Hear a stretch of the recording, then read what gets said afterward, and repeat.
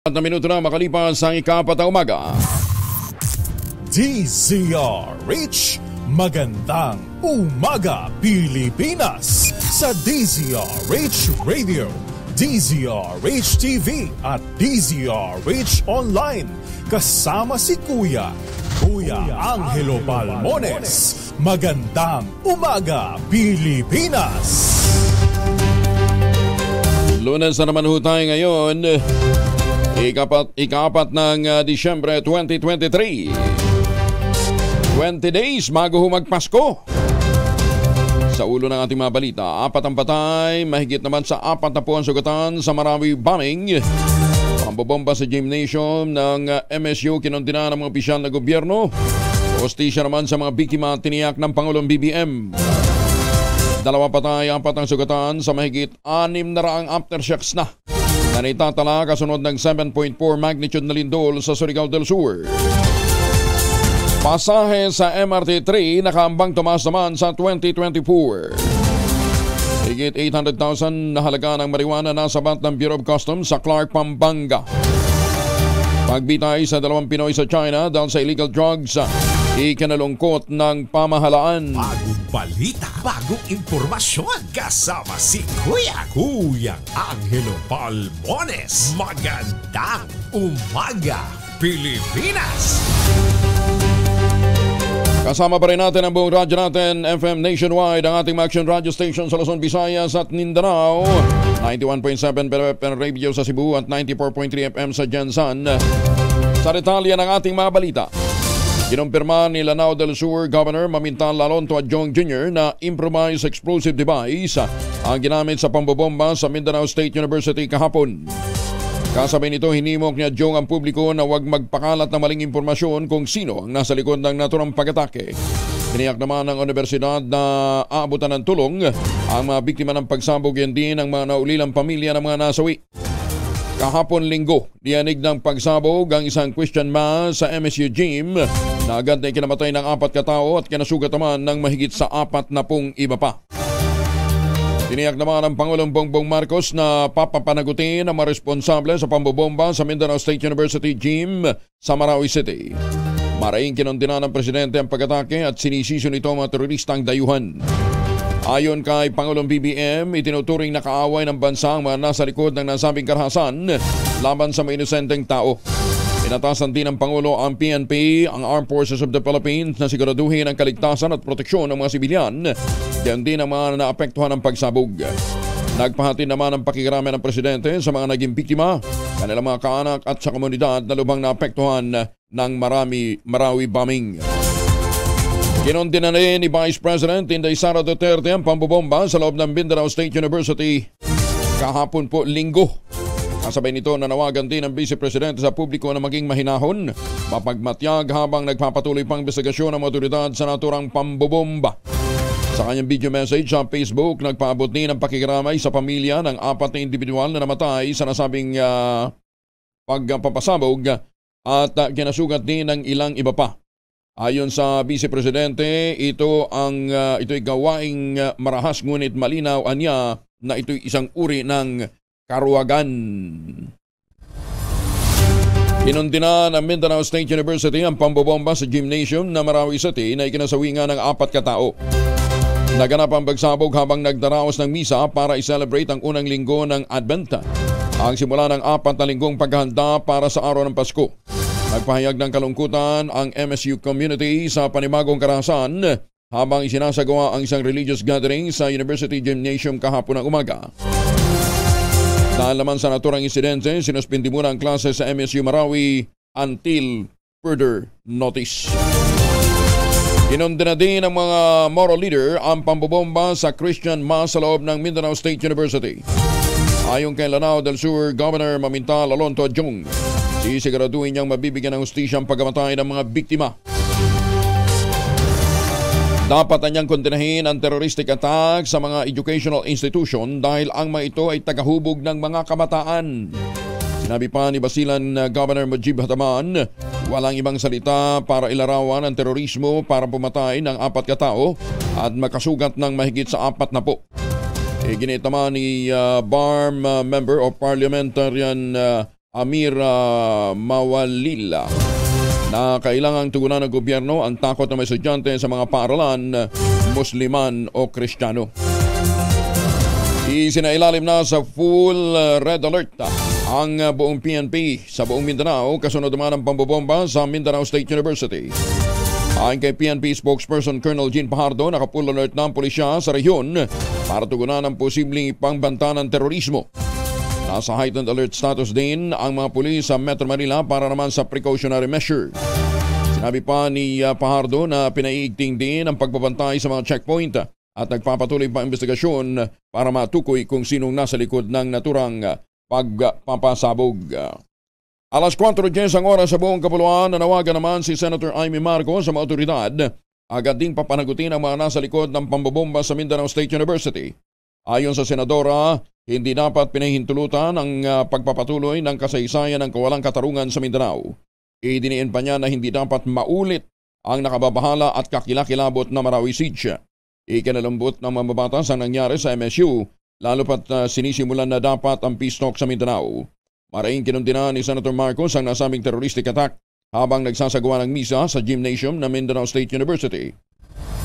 Kasama nito, nagpaabot din ang senadora ng pakikiramay sa mga naulilang pamilya ng mga nasawi sa naturang pag-atake. 10 minuto na makalipas ang alas 4 ng umaga. Dako muna tayo sa Blumentritt Market. Nandun si Noche Kaka sa RH27. Noche, good morning. Ay, nawala si Noche. Samantala, pinasinayaan ng Philippine Amusement and Gaming Corporation o PAGCOR ang bagong emergency facility sa disaster-prone area ng bayan ng Quezon. Ito'y isang dalawang palapag na multi-purpose evacuation building sa barangay Madulao, sa bayan ng Katanawan. Pinaglanan ito ng PAGCOR ng 50 million pesos ang ikalama sa itinayo nitong multi-purpose evacuation center sa Quezon. Todo pasasalamat naman si Katanawan Mayor Attorney Ramon Orpanel sa liderato ng PAGCOR, partikular na kay Chairman Alejandro Tenco dahil sa nasabing pasilidad. Sinabi na alkalde na malaking tulong ito sa mga residente sa panahon ng kalamidad, lalo't kulang sila sa mga pasilidad para sa mga evacuees. Magagamit din niya ito bilang venue sa mga special activity at extension office ng lokal na pamahalaan ng Katanawan. Kinatawan ni PAGCOR Vice President for Corporate Social Responsibility Group Ramon Stephen Villaflor si Chairman Tenco sa ribbon cutting ceremony. 37 na ang naitatayong evacuation facilities ng PAGCOR sa buong bansa, habang 36 naman ang under construction. Magandang umaga, Pilipinas! Balikan na natin si Noche Kaka sa Blumentritt Market. Noche, kumastang presyo ng mga bilihin? Maayong buntaga kayo, Angel. Ngayong birthday ni Kisses Habson. Abay, pwede siyang mamalingki ngayon dito sa Blumentritt Public Market ngayong Monday morning. Dahil ang bigas dito kayo, Angel, sa local, yung special, 65 pesos ang kilo. Naku, napakamahal. Ang regular milled rice naman, kayo, Angel, ito yung pinakamura. Good news dahil merong 43 pesos. Ang bangus naman, Kuya Angel, nako, napakataas, 200 ang kilo. Yung tilapia, tumaas din, nasa 140. Ganon din ang galunggong na lokal, tumaas, nasa 260 na ang kilo. Pero yung beef wrap naman, Kuya Angel, nasa 440 pa rin ang kilo. Ang beef brisket, 420. Kasim, 320 ang kilo. Nako, tumaas din yung liempo, 380 ang kilo. Habang yung whole chicken, mababa na sa 160 ang kilo. Itlog bawat isa, Kuya Angel, 8 pesos and 8 pesos ang medium size. Puntaan naman natin yung ampalaya, ganun pa rin ang presyo, 100. Ang sitaw nga lang tumaas na sa 140 ang kilo. At yung pechay native bumaba na sa 60 ang kilo. Ganun din ang kalabasa, 60. Ang talong tumaas ng bahagya na sa 100 ang kilo. Yung kamatis naman 80, habang ang carrots 120 ang kilo. Habituela sa 130 din. Ang white potato, naku, bad news dahil tumaas na sa 170 ang kilo. Ganun din ang pechay bagyo ay nakapako pa rin sa 60 pesos ang kilo. Ang sayote naman nakapako rin sa 40 ang kilo. Ang sibuyas sa pula naman na Kuya Angel, ang local 190 ang kilo. Onion white imported 150 habang ang garlic imported ganun din ang presyo 150. Puntahan naman natin yung luya local 170 habang ang siling labuyo bumaba na nasa 200 na lang ang kilo. Ang kalamansi 80, lakatan 100, papaya solo 60 pesos at ang mangga 180. Kung kayo naman ay naghahanap ng mais, yung yellow corn 60 pesos. At yung sugar white 95, sugar wash naman 80, sugar brown 80, habang ang coconut oil 1 liter 80 pesos at yung palm oil 1 liter 70 pesos. So, yan ang presyo ngayong Monday morning dito sa Blooming Tree Public Market sa Maynila. Mula sa kanunan sa Pilipinas, DCRA. Ako si Nachika Tuloy sa pagbabalita, tuloy-tuloy sa serbisyo. Sama-sama tayo, Pilipino. Maraming salamat na noche. Maganda umaga, Pilipinas!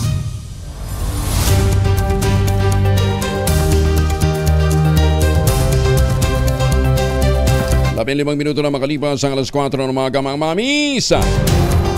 Aba, pwede ho tayo mag-laundry day today, ha?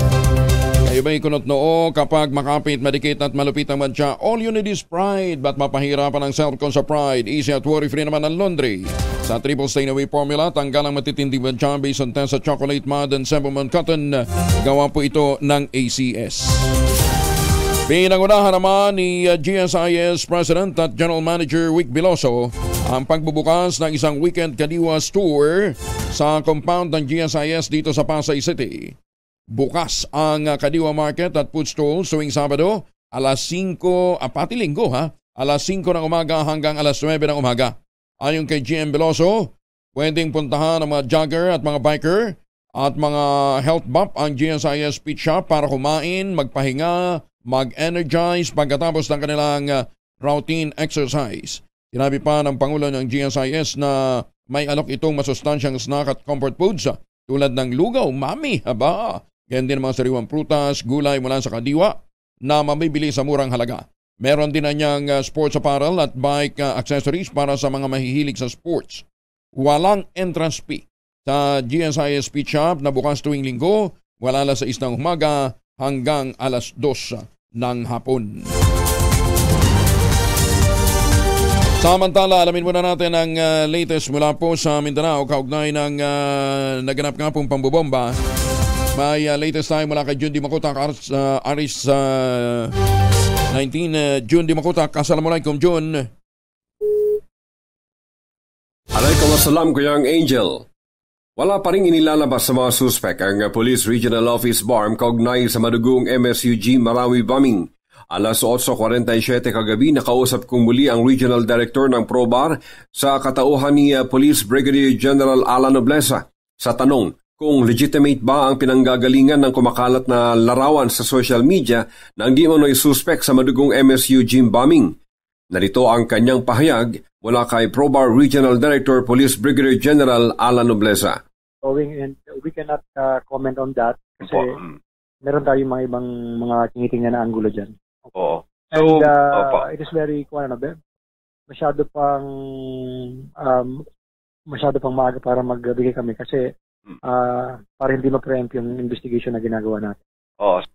Ayon kay Nobleza, meron silang isang anggulong tinututukan at hindi pa nila maaaring maisa publiko at patuloy pa ang pangangalap nila ng mga karagdagang ebidensya, lalo na sa signature bomb na ginamit ng mga perpetrators. Magugunit ang bago naganap ang MSU gym bombing. Unang naganap ang matagumpay na assault ng government troops sa isang grupo ng Dawla Islamia sa Bulubunduking munisipyo ng Datu Hopper, Ampatuan, Maguindanao del Sur, kung saan 11 Dawla members ang napatay kasama na ang kanilang emir o ang pinakapinuno ng Dawla Islamia sa buong Pilipinas. Kasunod nito ang pagkapatay din kay Mundi Sawadyaan, leader ng Abu Sayyaf Group na napatay sa bahaging karagatan ng Tuburan, Basilan habang tumatakas sa lugar. At nasundan pa ito na isa pang engkwentro ng 51st IB kahapon laban sa isa pang grupo ng Dawla Islamia Maute Group kung saan napatay din ang isang pinaniniwalaang sub-leader ng grupo. Sa naganap na encounter kahapon sa barangay Tambao, Piaggapo, Lanao del Sur, nakilalang napatay na isang Alando Makadaag, Luksadato. Mula sa kanunahan sa Pilipinas, DZRH, ako si RH19, June Di Makutak, tuloy-tuloy sa pagbabalita, tuloy-tuloy na serbisyo, sama-sama tayo Pilipino. Maraming salamat, June, sa kaugnay na balita. PNP, NBI at Armed Forces of the Philippines pinakikilos naman ng mga senador. Kaugnay ng naturang insidente sa Marawi. Detalye ng balita mula kay Raymond Dedpa sa RH28. Raymond. Nanawagan ng mga senador sa lahat ng mga law enforcement agencies upang kumilos ng mabilis upang maaresto at mapanagot ang nasa likod ng pambobomba sa Mindanao State University sa Marawi City habang nagmimisa. Ayon kay Senate President Juan Miguel Zubiri, nasa kamay na ng Philippine National Police, National Bureau of Investigation at Bangsamoro Region in Muslim Mindanao Government upang mapanagot ang mga nasa likod ng pangyayaring ito. Nababahala naman si Senate Majority Leader Joel Villanueva at nangyari ito sa isang eskwelahan habang nagmimisa. Nangangahulugan na wala ng ligtas na lugar para sa ating mga kababayan.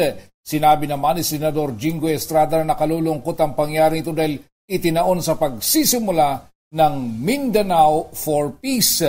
Para kina Senador Ramon Bong Revilla Jr. at Senador Lito Lapid, walang puwang sa ating lipunan ang ganitong uri ng gawain. Malalimang investigasyon din ang panawagan ni Senador J.B. Ejercito sa pangyayaring ito. Kabilang sa mga dismayado at kumondina sa pangyari, sina Senador Loren Legarda, Nancy Binay, Grace Poe, Amy Marcos, Bongo, Alan Peter Cayetano, Robin Padilla at Senador Sherwin Gatchalian. Git ni Senador Ronald Bato de la Rosa na nag-aral sa Mindanao State University sa Marawi City, hindi Kristiyano o Muslim ang nasa likod ng pagpapasabog kundi gawain ito ng isang terorista. Para sa kauna-unahan sa Pilipinas, DZRH, ito si Raymond Dadpaz, tuloy-tuloy sa pagbabalita, tuloy-tuloy sa serbisyo, sama-sama tayo Pilipino. Maraming salamat, Raymond. Samantala, sa panig naman ng mga kongresista, may maraing pagkondena rin kanag-kaugnay ng naturang pagsabog sa MSU compound ng dyan sa Marawi. Detalye na balita mula kay Manang Milky Riconan, RH12. Manang Milky. Maring kinundena ng Kamara ang pagsabog sa Mindanao State University sa Marawi City habang ongoing ang misa kahapon. Ayon kay House Speaker Martin Romualdez, dapat tiyakin ng mga otoridad na maaresto ang mga nasa likod ng karahasan. Sa panig ni Congressman Jaur Raman Alonto Adjong, nag-deploy na sila ng team sa Amay Pakpak Medical Center para mabigyan ng assistance sa mga sugatan at pamilya naman namatay sa pagsabog. Agad namang nag-mobilize ng team ang tingog party list na Representatives Yeda Marie Romualdez at Jude Asidre. Bukod sa medical assistance, namahagi din ng tingog ng relief goods sa mga sugatan at kasalukuyang nagpapagamot sa Amay Pakpak Medical Center. Naipagpulong din sina Romualdez at Asidre sa mga lokal na opisyal sa panguna ni na Mayor Gandarma, Governor Adjong at ang tanggapan naman ni Congresswoman Zia Alonto para sa dagdag na humanitarian efforts sa mga biktima at kanilang pamilya. Para sa kauna-una sa Pilipinas, DZRH, ako si Milky Riconan. Tuloy-tuloy sa pagbabalita, tuloy-tuloy sa serbisyo, sama-sama tayo, Pilipino. Maraming salamat, Manang Milky.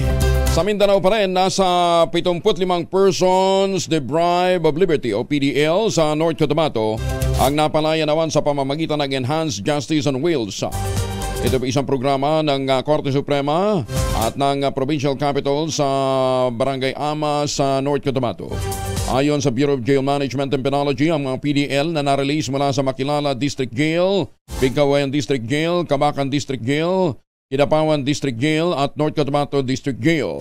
Ang mga akusado ay sumailalim sa legal proceedings sa iba't ibang regional trial courts ng lalawigan ng North Cotabato gamit ang bus ng Korte Suprema. At meron din pagkakataon na magkaroon ng makeshift court setup. Binigyan din ni Kidapawan Municipal Trial Court in City's Presiding Judge Rebecca Elena De Leon layo ng IJAW na mapabilis ang paglilitis sa mga nakabimbing kaso at ma-decongest ang mga bilangguan. Kasama rin na niya rito ang pagtugon sa dalawang kadalasang hamon na kinakaharap ng mga korte sa bansa. Sinabi ni Kidapawan RTC Executive Judge Arvin Sadiri Balagot, ang IJAW nagsimula sa lalawigan noong 2012 sa pamamagitan ng mga inisyatibo ni North Cotabato Governor Emilio Lala Talino Mendoza hanggang sa ito'y magtuloy-tuloy nitong 2014, 2016 at 2018. Nagpaabot naman ang kanyang pasasalamat si Balagot kay Mendoza para sa buong hudikatura sa lalawigan para sa walang sayang na pagsuporta at pagpapatupad ng mga aktibidad upang maisakatuparan ang IJAW program. Pinasaynayaan ni Senator Bongo kasama si Malabon City Mayor Jenny Sandoval ang groundbreaking ceremony ng Super Health Center sa Hulong Duhat. Binigyan din ni Senator Go ang chairperson ng Senate Committee on Health and Demography sa kanyang talampati ang mahalagang papel na ginagampanan ng Super Health Center para matugunan ang pangangailangang pangkalusugan ng komunidad. Idinisenyo ito upang bigyan ng komprehensibong pangangailangang medikal at maging ang dental assistance para sa mga outpatient. Ang Hulong Duhat Super Health Center ay mag-aalok naman ng pangunahing pagsusuri na katulad ng laboratory support, emergency services at minor operations kasama rin ang pagbibigay ng serbisyo ng ambulansya at butika. Hindi mababayaran ng buo ng Philippine Health Insurance Corporation of PhilHealth ang 27 billion pesos na utang nito sa mga ospital. Paliwanag ni PhilHealth Corporate Affairs Group Acting Vice President Ray Balenya. Hindi good claims ang ilan sa mga ito kaya't kailangan ding ibalik ang naibayad na ng ahensya. Una rito hinimok ng Private Hospital Association of the Philippines ang PhilHealth bayaran ng utang sa health facilities bago matapos ang taon. Iginit ng grupo na wala silang natanggap na anumang halaga mula sa state insurer kahit pa sinasabi ng PhilHealth na nakapag-disburse na sila ng 76% ng kanilang outstanding debt. Oktubre nang sabihin ni Balena na nabayaran na nila ang 20.65 billion pesos mula sa 27 billion pesos na utang sa mga ospital. Pre-Christmas trade muling ipinatupad ng DTI sa Tacloban. Detalye ng balita mula kay Jimmy Angay-Angay, RS32, mga upay nga agad, Jimmy. Matapos ang layag Christmas Trade Fair ng DTI Leyte, isusunod naman dito ang Christmas Trade Fair ng DTI Region. Ito ang sinabi ni Department of Trade and Industry General Information Officer Antia Ivy Borbon Anchita. Ayon kay Anchita, sasagawa ito sa Robinsons Baras Tacloban na dadaluhan ng 86 na mga negosyante sa 6 na probinsya sa Eastern Visayas. Kung sa DTI Leyte naka-income ng mahigit 4 million pesos sa layag Christmas Trade Fair noong Nobyembre 23 hanggang 27, ngayong taon sa DTI Region naman, ang target na binta nila 2.5 million peso. Magkaibabang mga produkto ang ibibinta ng mga maliliit na mga negosyante gaya ng kakanin, wearable items, furniture, kasama ng mga Christmas products at iba pa. Mula sa Action Radyo Tacloban, ito si RS32 Jimmy Angay-Angay. Tuloy-tuloy sa balita, tuloy-tuloy sa serbisyo, sama-sama tayo Pilipino. Maganda umaga, Pilipinas! Daghang salamat, Jimmy. Oy mga misis, amoy araw ba si Monso pag-uwi galing ng eskwela? Bay dalyan sa germs sa katawan nila para labanan ang amoy araw at amoy pawis gamamit ang Shield Bath Soap regularly. Unbeatable ang Shield sa paglaban sa germs versus another brand may shea butter, pampalambot ang kuti sa presyong abot kaya 12.50 SRP. Kaya mga misis, I challenge you. Subukan ang Shield Bath Soap, galit sa sakit may malasakit, sulit na sulit. Aprobado na sa ikatlo tuling pagpasa ng Kamara ang panukalang batas na magpapalakas sa mechanical engineering profession. Sa botong 246, inaprobahan ng House of Representatives sa third at final reading ang nasabing panukala sa pamamagitan ng pag-amyenda sa ilang probisyon ng Philippine Mechanical Engineering Act of 1998. Inaprobahan ng administrasyon at ng opposition congressmen sa plenaryo ang House Bill 9134 or an act strengthening the mechanical engineering profession sa pamamagitan ng modification ng Republic Act 8495 o Philippine Mechanical Engineers Act of 1998. Alinsunod sa House Bill 9134, itinataas ang kapasidad ng mechanical works at paglalagay ng mahuhusay at may kakayahang tao para sa pagbuo ng proyekto. Pangunahing author ng batas si Congressman na isa din pong engineer sa Kamara, Kinabibilangan ito na Senior Deputy Speaker Aurelio Don Gonzales Jr. ng Pampanga, Congressman Salvador Playton ng Bulacan at Romeo Momo ng Surigao del Sur. Inuga ang Mindanao ng malalakas na aftershocks kasunod ng tumamang magnitude 7.4 na lindol sa Surigao del Sur. Ayon sa PBOK, sa 5 major aftershocks nang initatala simula ng madaling araw kahapon. Pinakamalakas na ito ang magnitude 6.6, magnitude 6.4, magnitude 6.2 at magnitude 6.1. Meron pang magnitude 6 na yumanig sa buong rehiyon. Nagbabala naman si PBOX Director Teresito Bacolcol na posible pang magtagal ng ilang linggo ang nararanasang malalakas na aftershocks. Samantala, Kagwait, Surigao del Sur, inugana naman ng magnitude 6.7 na lindol alas 3:49 ng umaga at naitala ang instrumental intensity force sa Nabunturan, Davao de Oro, Bislig City, Surigao del Sur, Surigao City at Surigao del Norte. At tabianan po ninyo mga update maya makakausap po natin si Director Toto Bacolcol. Isa pang malakas na lindol ang naumabot naman sa magnitude 6.2 ang naramdaman din sa maraming bahagi ng Mindanao kagabi. Ayon sa PBOX, natukoy ang epicenter ng lindol sa Hinatuan, Surigao del Sur, alas 6:36. Tectonic ang origin nito, may lalim na 10 kilometro. Ang bahagi ng aftershocks na magnitude 7.4 na naranasan nga sa Surigao del Sur noong Sabado ng gabi. Sa ngayon, ang kabuang aftershocks ay naitatala na sa mahigit 600. Ayon naman kay Dr. Bacolcol, hindi magkaugnay ang naganap na lindol sa Sarangani noong November 17 at Surigao del Sur. Paliwanag ni Bacolcol, ang paggalaw ng Cotabato Trench ang sanhi ng lindol sa Sarangani, habang ang Philippine Trench naman ang dahilan ng lindol sa Surigao del Sur. Patay ang isang buntis mula sa Davao de Oro kasunod ng magnitude 7.4 na pagyanig na tumama sa Hinatuan, Surigao del Sur noong Sabado ng gabi. Kinumpirma ni Secretary Gilbert Chodoro ng Department of National Defense ang pagkasuwi ng babae at pagkasugat naman ng 4 na iba pa. Ayon sa report, ang biktima ay namatay matapos na mabagsakan ng gumuhong pader sa kanyang bahay sa Tagum City habang nasa kasagsagan ng pagyanig. 529 families na binubuo ng 2,647 ang naapektuhan ng pagyanig. Sinabi ni Chodoro na 2 tulay din ang nasira ng naturang pagyanig. Tiniyak naman ni House Speaker Ferdinand Martin Romualdez ang agarang tulong sa mga naapektuhan ng magnitude 7.4 na lindol sa Surigao del Sur. Ayon kay Romualdez, sinihanda na nila ang kinakailangan resources para matugunan ang pangangailangan ng mga napinsala ng pagyanig. Nagpaabot din si Romualdez ng pakikidalamhati at pakikiisa sa mga biktima ng pagyanig. Nagpasarinaan niya sila ng isang panukala para sa recovery at rebuilding efforts ng mga apektado ng kalamidad dahil prioridad ng Kongreso ang kapakanan at kaligtasan ng mga mamamayan. Hindihan niya sila napapagod na tugunan ang kinakailangan ng mga nasa kritikal na sitwasyon gaya ng kasalukuyang trahedya. Sugatan din ang 2 menor de edad matapos na ugain ang Surigao del Sur ng magnitude 7.4 na lindol. Ayon sa Disaster Risk Reduction and Management Council, naitala ang masugatan sa lungsod ng Tandag sa Surigao del Sur. Una rito kinumpirma sa DZRH ng Office of Civil Defense na isang buntis ngang namatay sa Tagum City. Samantala, sa iba pang mga balita, sa mga lalawigan pa rin, 2 binata naman sakay ng motorsiklo bumangga sa kotse. Naku!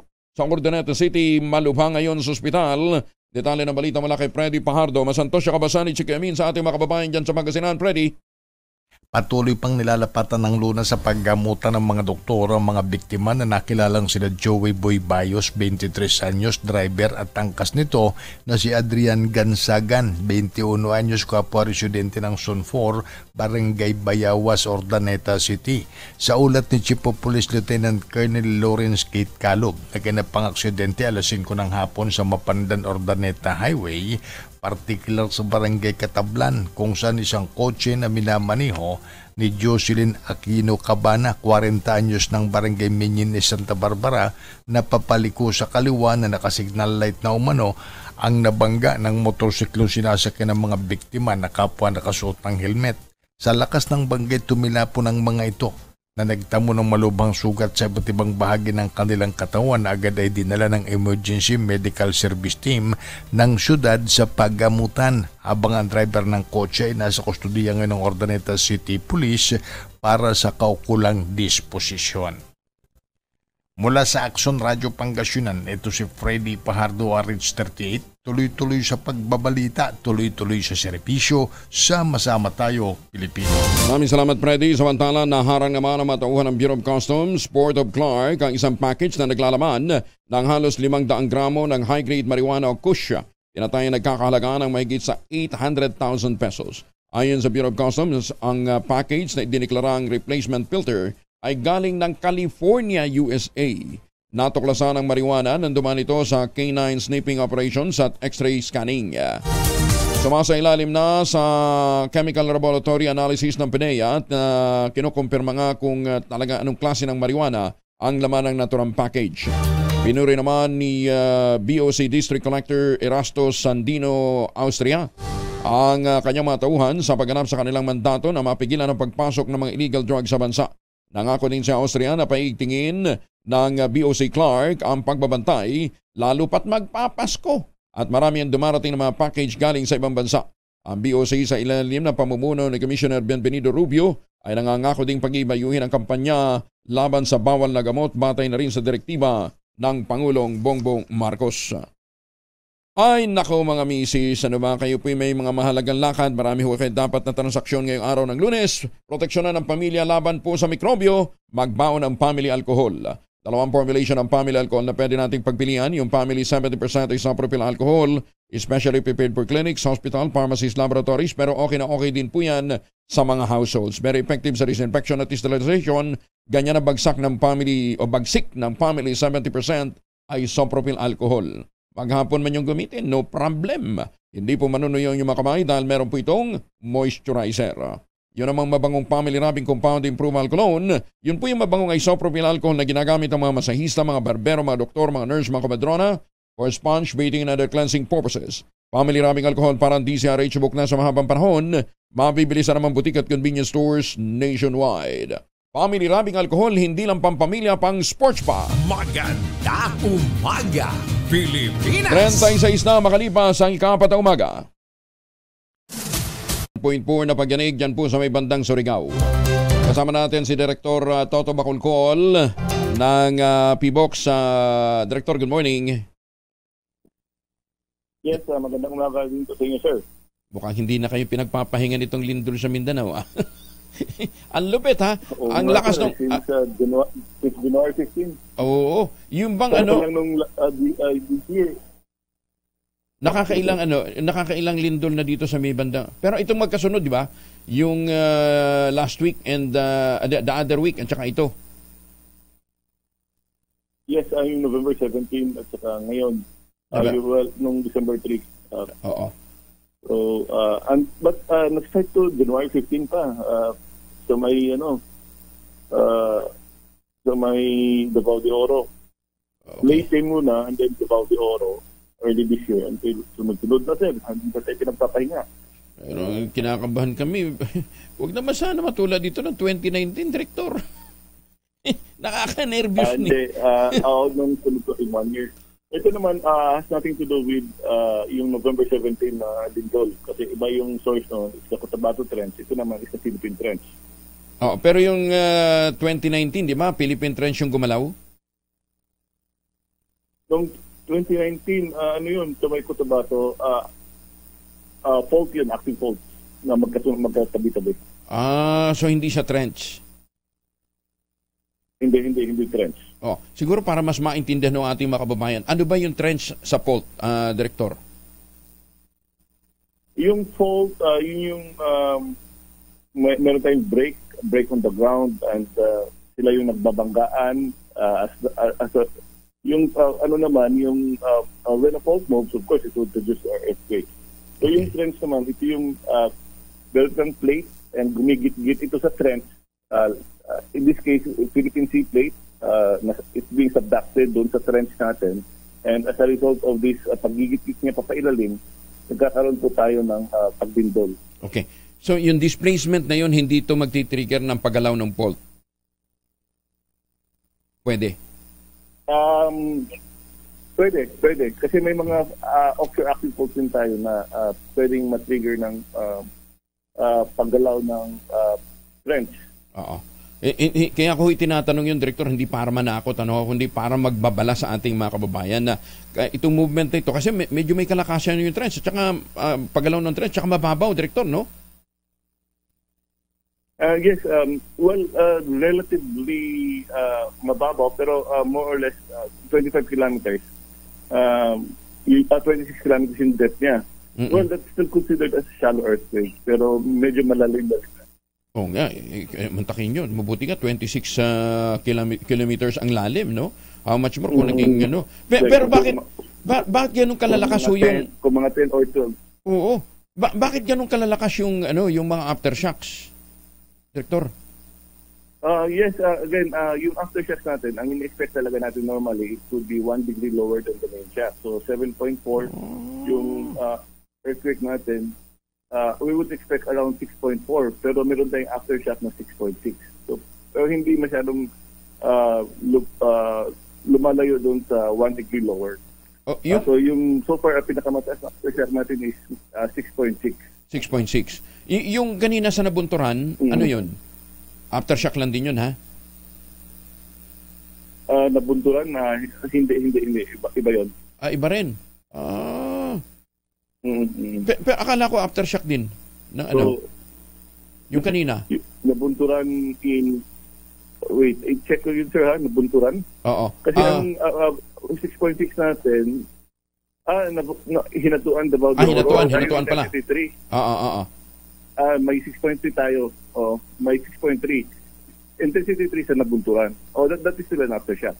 Aftershock. Okay. Kasi yung epicenter natin is nasa Hinatuan. Na it was felt at intensity 3 sa Nabunturan. Minang alas 2. Pero itong paggalaw na ito ng Philippine Trench, ano yung mga fault na po pwede niyang maapektuhan, Director? Usually yung mga mga active faults pwedeng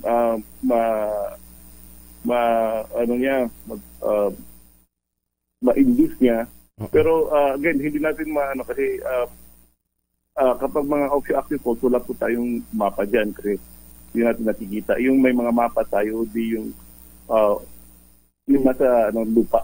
Okay. Pero yung ano ba yung malapit na fault doon sa mga trench na gumalaw? Marami tayong mga may Liangka fault tayo dito. Meron din tayong of course, the Philippine fault. Medyo Liangka fault yung medyo malapit dito. Naku, kaya kinakailangan maghanda ho yung ating mga kababayan. Hindi ho namin tinatakot, pero kinakailangan maging handa lang ho tayo dahil may kalakasan itong... Gaano ba nakita niyo yung displacement, Director? Would you know kung ganun kalalim? So far, based sa GPS namin, may mga around 30 centimeters kami na vertical displacement na nakikita. Kaya pala may mga... sa onland, Oo, kaya pala may mga hukay talaga. Onland. Oo, may nakita tayong mga hukay. May mga crack talaga sa lupa, Director? Yung mga crack sa lupa, most likely mga liquefaction. Liquefaction. Ba't ang lalim? May sa GPS namin na nakikita. Ba't ang lalim? Na nakita namin, yung mga crack. Oo. Yung mga kapag kasi magkakaroon tayo ng lateral spreading, usually liquefaction nangyari po yan sa areas na mabuhangin. So yung during strong shaking, water will yung sand particles will settle down and then water will go up. So anong nangyari diyan, nagkakaroon tayo ng fissuring. Pero ano yan, Director? Babalik din? Magdudugtong din uli yan? Babalik din. Ma-erode lang. Ano lang naman yan. Erosion. Hindi matatabunan lang din naman yan. Matatabunan lang din. Okay. Yung displacement na nakikita namin based on our GPS, pero ito nasa lupa hindi po sa meron kaming 30 centimeters na displacement na nakikita. Okay. Na nare-record namin. So, hanggang kailan itong inaasahan nating mga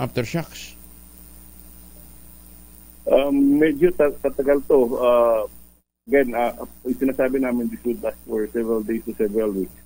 And so far, yung aftershock count na kuha natin, na record natin as of 3 a.m., meron tayong 1,554 aftershock. Hindi pala 600, ha? Malakas is 6.6. Hindi na pala 600. 1,554. 1,000, Director, pakiulit, 1,000? 554. 554 as of 3 o'clock. Yes, as of 3 o'clock. Wow. Di siguro kayo na hong magpaalala muli sa ating mga kababayan. How safe is your home? Yun ho ang i-check ho ninyo. It's about time that we really address yung concern na ito individually. Wag ho tayo umasa sa ibang tao. Kinakailangan tayo hong mag-check kung talagang vulnerable ba yung lugar natin. So, tsaka may fault finder kayo, Director, di ba? Yes, may fault finder kami. Makikita natin doon kung ano yung kung saan yung traces ng active faults natin at kung malayo ba or malapit or on top of an active fault yung bahay ninyo. Ayan. And tama po kayo, kaming how safe is my house up. Series of questions yan, 12 questions, and then you just have to answer these questions, and then at the end, malalaman mo if your house is earthquake resilient or not. So may mga recommendations din naman after. Kung ano pwede gawin. Kung earthquake resilient, kung hindi earthquake resilient yung bahay nyo, then you really have to consult civil engineers. Director, thank you, ha. Pahinga din ho kayo, Director, dahil mukhang magtatagal pa itong monitoring yun din. Pero may team na kayo pinadala sa sa Surigao? May team na? May team na kami pinadala doon, yes. Aalis na yun. Okay. Ngayong araw na to. Oo. Pero may, may station din kami sa Hinatuan. Si Evelyn, nag-distributor rin siya, tinitingnan yung geologic impact. But there will be a team na aalis ngayong araw na to going to Surigao. May lindol, may bulkan ba malapit doon sa area? Walang bulkan na malapit dyan. Okay. Oh, good. Yes, that's right. Okay. Director, thank you, ha. Maraming salamat po. And again, nakikiusap din ho tayo muli sa ating pong mga mambabatas. Paki-prioritize na ho ninyo. Paki-prioritize po itong Modernization Act para po sa PBOX. Dahil isipin ho ninyo, isusubo ho natin dun sa mga nilindol na lugar. Ito pong mga tauhan ho ng PBOX. Marami ho sa kanila JO pa rin hanggang ngayon. Nakakaawa ho. Tulungan ho natin sila. Let's equip them. Diba? Parang sundalo, papupuntahin mo ng gera, may baril nga, wala namang bala. Diba? Napakahalaga ho na mapabilis ho yung modernization na yun, itong batas para sa modernization ho ng PBOX. Hindi lang po para sa i-modernize ang kanilang equipment o kanilang mga kagamitan, kundi din po yung pagdadagdag ng tauhan at pagsiguro naman din na sila ho properly compensated. Director, maraming salamat. Magandang umaga po. Thank you. Maraming salamat po sa inyo, sir. Thank you. Si Director Toto Bacolcol ng Philippine Institute of Volcanology and Seismology. Isama ho natin sa ating madalangin yung pong team mula po sa PBOX na magtutungo dyan po sa Surigao. Umaga, Pilipinas! Inaprobahan na ng Kongreso sa ikatlo tuling pagpasa ang panukalang magpapalawig naman ng tulong na naibibigyan ng gobyerno sa mga OFW na nangangailangan ng legal assistance. Nasa 246 na kongresistang bumoto ng pabor sa House Bill 9035, naglalayong dagdagan ang pakinabang ng mga OFW sa Legal Assistance Fund at sa agarang kalinga at saklolo para sa mga OFW na nangangailangan ng Action Fund. Ayon kay Speaker Martin Romualdez, bilang mga bayani ng modernong panahon, dapat ang kanilang kapakanan ay laging pinagtutuunan. Ang kanilang kontribusyon ay makatuwiran lamang na kagyat na bigyang pansin ng pamahalaan. Ayon pa kay Romualdez, sa pamamagitan ng panukala ay matutulungan ng mga OFW sa lahat ng yugto ng kaso mula investigasyon hanggang sa ito'y matapos. Iginit pa ng House Speaker, hindi dapat pabayaan ng mga OFW dahil sa kanilang malaking ambag sa ekonomiya at gayon din ang napakahalagang pagsasakripisyo nila.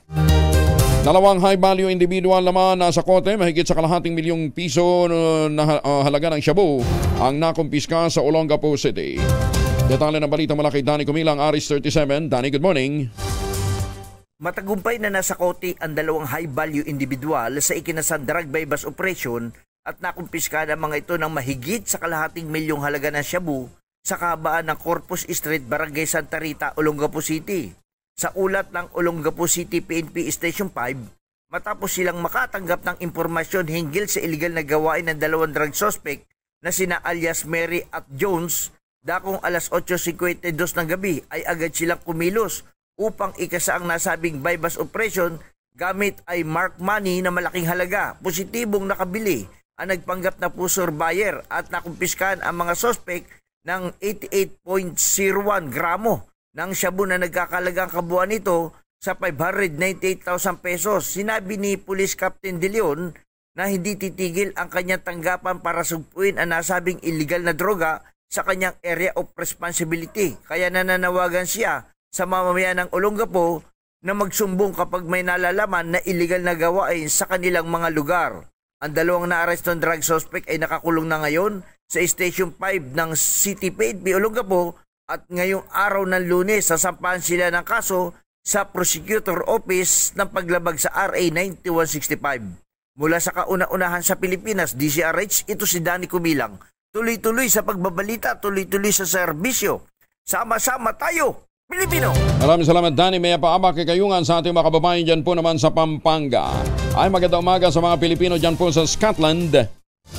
At syempre sa mga suki natin dyan sa Taiwan. Ginita man ni Senator Christopher Bongo na ang mga Pilipino ang dapat humusga sa epekto ng war on drugs ng dating Pangulong Digong Duterte sa kanilang komunidad at sa public safety. Ito ang reaksyon ni Senator Go sa gitna ng patuloy na diskusyon sa posibilidad na muling sumapi ang Pilipinas sa International Criminal Court.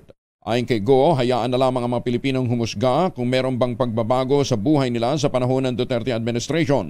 Sinabi pa ng Senador, kilalang malapit na supporter ng dating Pangulo, malinaw namang nabawasan ang takot sa krimen, gayon din sa illegal drugs o yung mga drug-related offenses sa panahon ni Tatay Digong.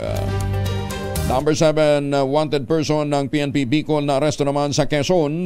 Detalye ng balita mula kay Ray Baton Jr. Ray? Arestadong number 7 regional most wanted person ng PNP Bicol nitong nakaraang Sabado alas 6:30 ng umaga sa Barangay Pahinga Sur, Candelaria, Quezon. Sa report ng San Andres Municipal Police Station, naaresto si alias Bert, 21 anyos, isang store helper, dating residente ng Manamrag, San Andres, Catanduanes, sa kasong statutory rape.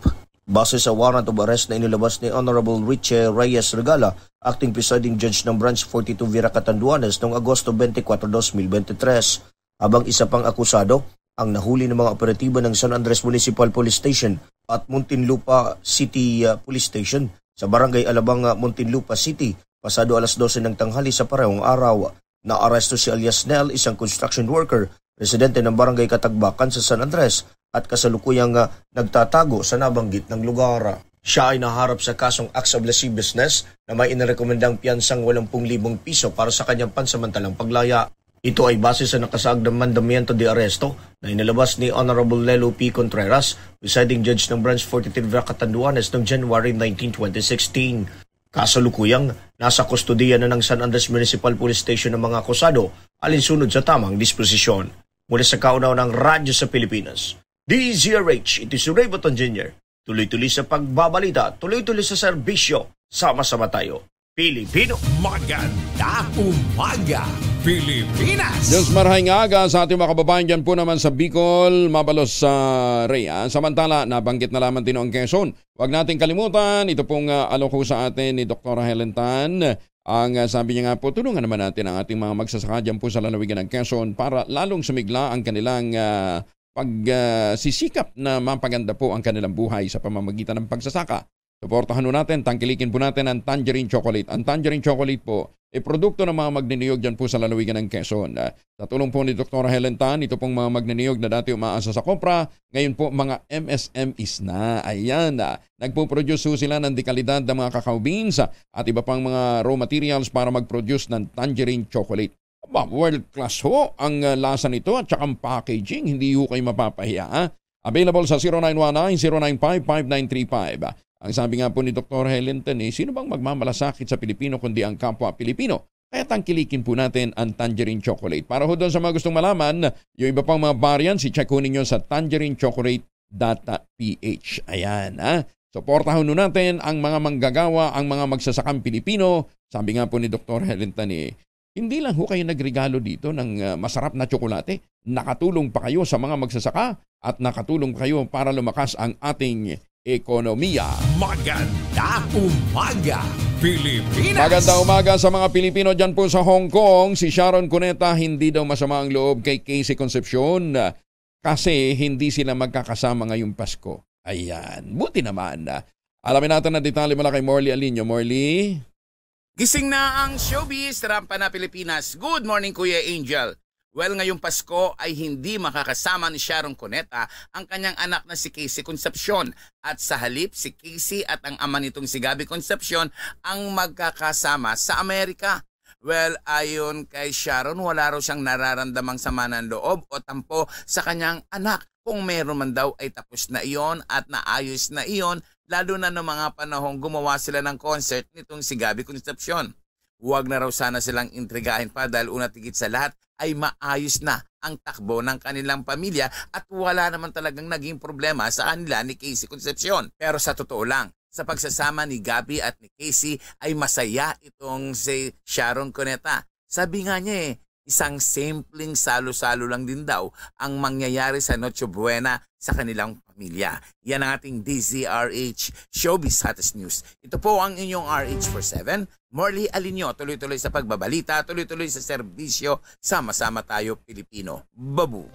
Maraming salamat Morley. Ganda ng gising ni Morley. Halatang nakaulta ba yun? Diba? Para ho doon sa mga gustong maganda din ang kanilang gising, syempre kailangan magandang tulog. At dyan po sa atin tumutulong ang Ultabayo. Ang Ultabayo ang kauna-unahan pong postbiotic food supplement dito po sa Pilipinas. Ang postbiotic po naman ay dinevelop po ng mga Hapon, tinuklas, inaral ho ng mga dalubhasa sa Japan. At nandalhin dito sa Pilipinas ay naging active ingredient po ng Ultabayo. Rekomendado ng mga doktor at rehistrado sa Food and Drug Administration. Kung ayaw ho ninyong makaranas ng sleep paralysis, tsaka ng iba pa hong may kinalaman sa sa kakulangan ho ng tulog, mag-Ultabayo ho kayo bago ho matulog. O pwede rin na ho isang kapsula sa umaga, isang kapsula ho sa bago matulog. Para po sa karagdagang impormasyon, paano ho makakatulong sa inyong Ultabayo? Tumawag ho o mag-text sa 0917-110-6580. Ulitin natin 0917-110-6580. Sa panahon ng pangangailangan natin ng kaagapay dahil sa stressful na buhay, kailangan natin ng magandang gising, nandyan po ang Ultabayo. Ang maganda ho nito available na ho siya sa Mercury Drug Stores. Ayan Kaya wala na kayong magiging reklamo dahil meron po siya sa Mercury. Maganda umaga, Pilipinas! Si Kaobet Badrina kasama natin mula sa Pag-asa. Kaobet, good morning! Maganda umaga, Angel. Maganda umaga sa lahat ng mga tagapakinig natin. Sa ngayon, wala pa rin tayong minomonitor na low pressure area o bagyo sa loob o labas man ng Philippine Area of Responsibility. Maliit pa rin yung chance na magkabagyo tayo this week. Subalit ang pag-iral ng easterlies ay maaari magdala ng maulap na kalangitan na malaking chance ng mga pag-ulan sa mga lalawigan ng Quezon at Aurora. Samantala, northeast monsoon o amihan naman na magdadala ho ng posibilidad ng mga pag-ulan naman sa Batanes at Babuyan Island kasama din ang lalawigan ng Cagayan. Sa iba pang bahagi ng ating bansa, generally fair weather pa rin ngayong araw pero posible yung mga passing na rain shower, yung mga pag-ulan na normally matagal na ho yung isang oras. At sa ngayon wala na tayong nakataas sa gale warning. Maaari naman maglayag yung mga maliit na sakyang pandagat at maliliit na mga bangka sa mga baybayin ng ating lugar. At yan ho, Sir Angel, ang magiging lagay ng panahon para sa araw na ito mula sa Pag-asa Weather Forecasting Center, Obet Badrina. Magandang umaga po. Wala nakataas na gale warning, no? Wala na po, nag-final na po tayo kanina. Okay. Tapos, Ka-Obet, maalinsangan talagang umaga natin ngayon. Dahil po dyan sa pag-iral po ng easterlies, may dalahong mga moist na mga hangin kasi galing nga po sa Pacific Ocean. Ayun, kaya medyo maalinsangan yung tsaka mahina po yung amihan. Hanggang kailan to? Hanggang kailan? Actually, baka this week po, tuloy-tuloy po yan na sa latest na data ho natin, medyo maliit yung chance na lumakas ulit yung amihan. Baka po towards the end of the week na. Ganun. Yung mga dito daw sa Malaysia, Dubai, Singapore, ang tindi din ng init tayo rin ho. Actually, hindi lang natin pag-uusapan, pero po kung yung actual temperature sa Zamboanga, umabot na ng 35. Wow! Talaga? Yes po, opo. Zamboanga City ho to Zamboanga City. Yun po yung na-record ng istasyon ho natin. Nagka-35 po sila. 34, 35. Anong oras? Normally po, nangyayari po to hapon, mga alas 12. Hapon. Alas 12. So, iwasan pa rin yung hapon, ano ha? Pagdating mga bandang alas 11 hanggang bandang alas 3. Tsaka normal din ho, kung naranasan nun mga kababayan natin kahapon dito sa Quezon City, may mga passing through na, tawag ko namin dun mga passing through na rain shower. Yung sa thunderstorm, lalakas ng konti pero hindi ho tumatagal. Thank you, Ka-Obet. Ingat din. Magandang umaga. Si Obet Madrina mula sa DOST Pag-asa. Magandang umaga, Pilipinas! Pero buti na lang ho dito ho sa mga naninirahan sa mga proyekto po ng Westchester Realty. Hindi nila pinoproblema kung umulan man o kaya bumaha. Flood-prone area, flood-free area. Yan, Tsaka higit sa lahat, nandyan ho mismo sa loob ho ng township ang palengke, ang simbahan, maging opisina pala, nandun na rin, tsaka eskwelahan. So, nothing to worry much, dahil kung umulan man, konting lakad lang, konting kembot lang, nandun ka na sa munisipyo, nandun ka na sa eskwelahan, nandun ka na sa palengke, ano pang ginagawa ho ninyo? 20,000 pesos all-in down payment. Pwede ho na kayong maglipat bahay after 7 days sa take-out ng Pag-ibig Housing Loan. Tumawag po sa 0996-501-5555 o sa 0947-434-5555. Ito pa rin ang pangarap na magkaroon ng sariling bahay sa presyong abot kaya. Ayan At kung ngayon ho kayo bibili, may chance pa ho kayong manalo ng bagong kotse at iba pang mga exciting prizes. Ito pa rin ang pangarap na magkaroon ng sariling bahay at magkaroon pa ng chance na manalo ng bagong kotse. Magandang umaga, Pilipinas! 4 na minuto na makalipas ang alas 5 ng umaga.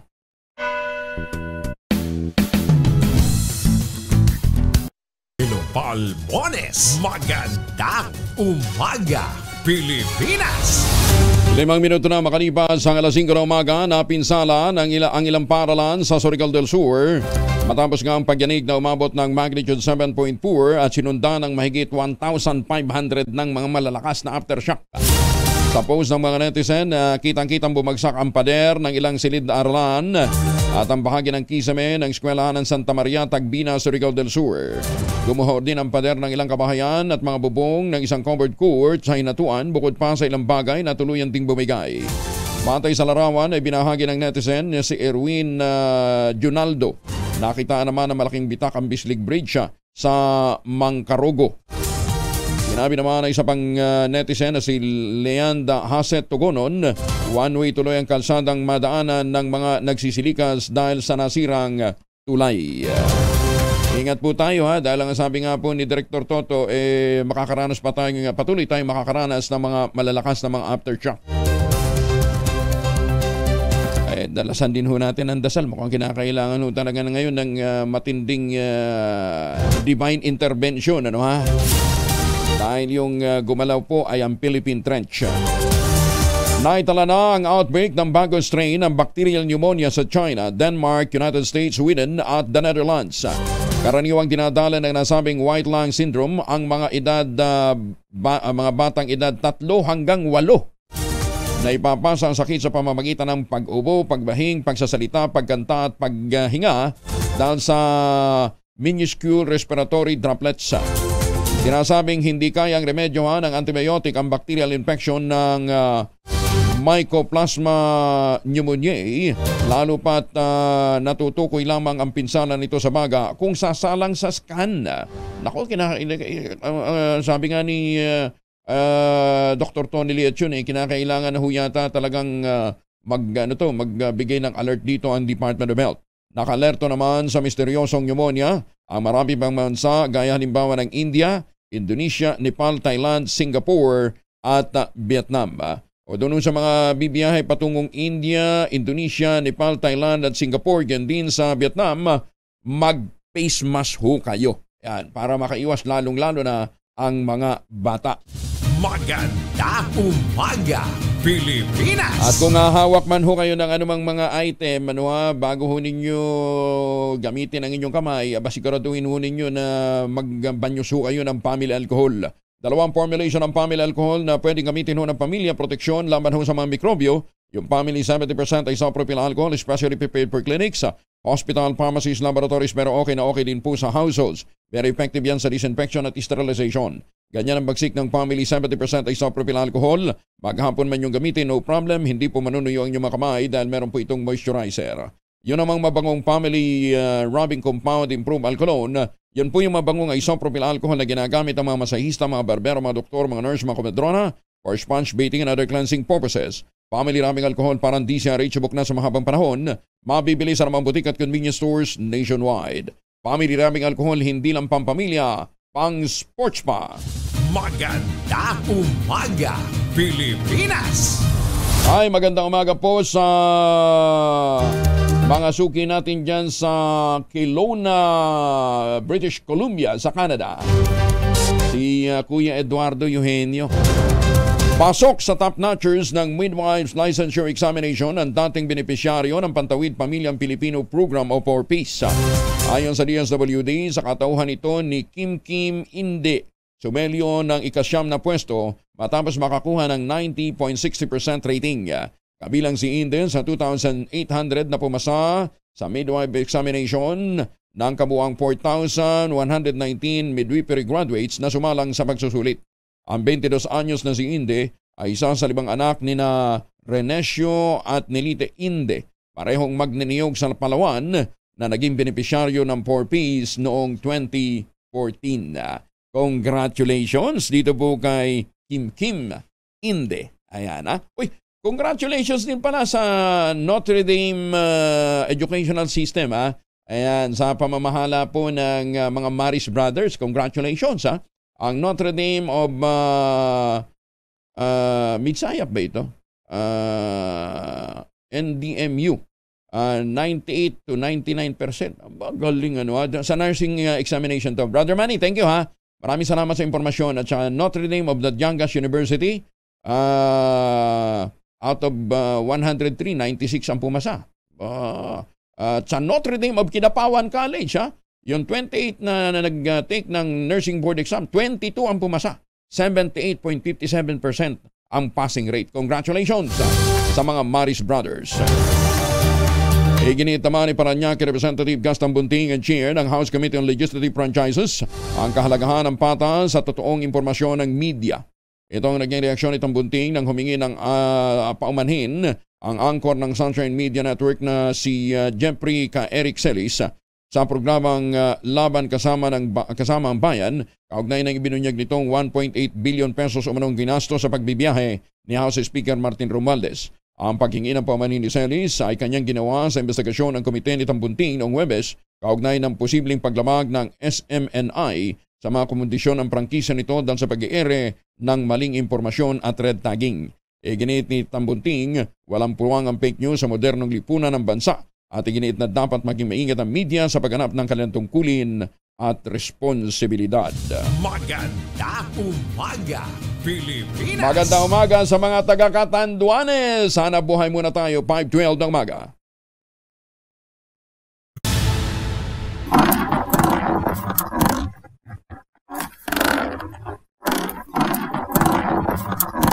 Ayan. Ibigay ko na lang yung prinsipyo ng P6 para hindi na kayo mahirapan masyadong kumula. 2,000 lang naghihintay na premyo. Pinagulong. Ayan. Ang prinsipyo ng P6 na ginamit dyan ay pinagulong. Ano yung pinagulong at saan gumulong? Yan po inyong huhulaan. Ang inyong mga sagot, ipadala po ninyo sa 0919-282-6485. Sundin ang tamang format ng pagte-text, empty space, name / address / contact number / at ang inyong sagot. Isang beses lamang po maaaring mag-text sa ating text line gamit po naman ang inyong mga mobile number. 0919-282-6485. Yan po ang ating text line. Yan ho ninyo ipadala ang inyong pong mga sagot. Pero isang beses lamang ho sasagot ha. Ano yung bagay na pinagulong? Saan po ito pinagulong? Magandang umaga, Pilipinas! Nadiskubre ho ng mga scientists ang kauna-unahang hayop na hindi kailangan ng oxygen para mabuhay. Malupit Ayon po kay Stephen Atkinson, Senior Research Associate ng Oregon State University, tinatawag itong Heneguya salminicola na hindi na kinakailangang huminga. Kailangan lamang umano ng nasabing parasite na mamuhay sa salmon tissue at mag-evolve para hindi na kailanganin ng oxygen at mag-produce ng energy nito.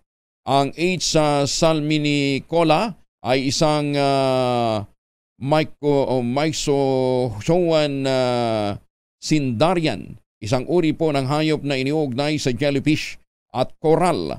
Nakatira ito sa loob ng salmon kung saan ito ninanakaw ang ready-made nutrients imbis na direktang kumonsumo ng oxygen. Alam mo tayong picture nito, ano? Para makita ho nila, no ha?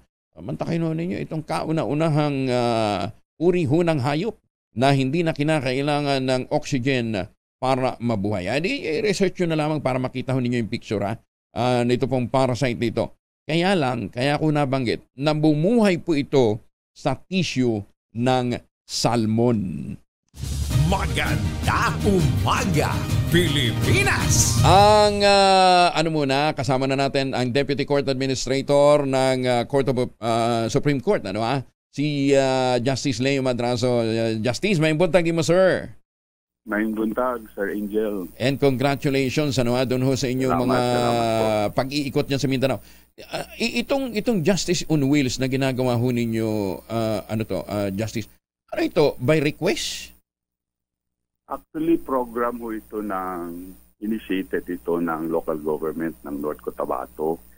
Tapos nag-request ho sila sa Supreme Court na pakipag-align ho sa kanilang mga programa. Kaya ho, tumulong kami sa kanila para magawa ito kanilang EJAW or Enhanced Justice on Wheels project. Actually, pang-5 na ito nung nakaraang linggo.